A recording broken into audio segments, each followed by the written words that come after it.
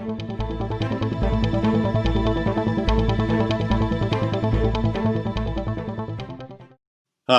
this is John Prasinos, Editorial Director of Investing Daily, with a video update for Monday, October 5.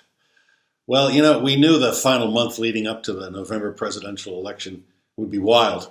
And sure enough, we got our October surprise. And it's a doozy.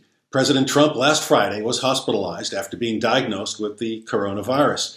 Trump was flown to Walter Reed National Military Medical Center for treatment. A key takeaway for the public: if the president can get infected, anyone can.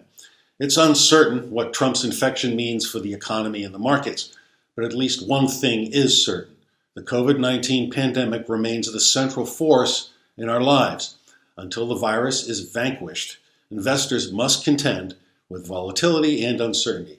That said, stocks last week closed higher as investors placed their hopes on passage of another fiscal stimulus bill. Frankly, I'm mystified as to Wall Street's optimism that a bill will eventually get through a bitterly divided Congress, but it's not impossible.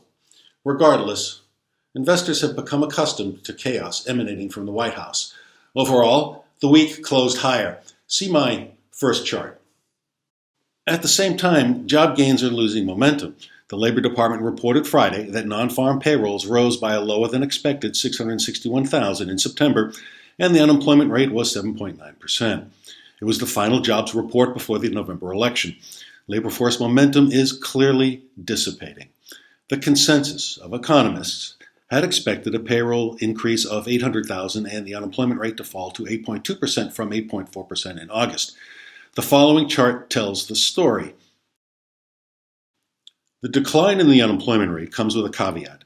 There was an 0.3 percentage point drop in the labor force participation rate to 61.4%, representing a decline of nearly 700,000. When people leave the labor force, they are no longer counted as unemployed. In addition, a rising proportion of the unemployed report that their job losses are permanent.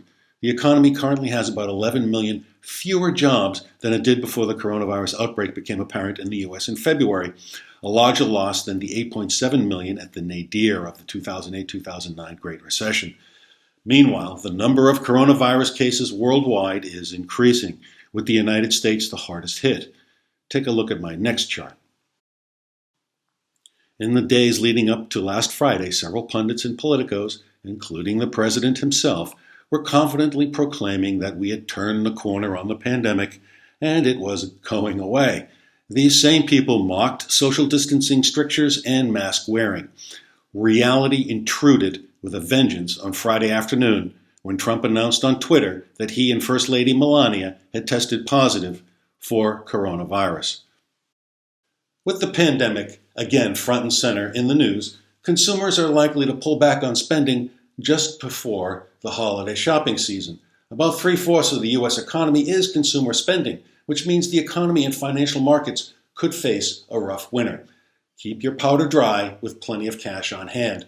October probably isn't through with surprises. Well, that's it for now. As always, I'm easy to reach. Just shoot an email to mailbag@investingdaily.com. Thanks for watching. See you next week.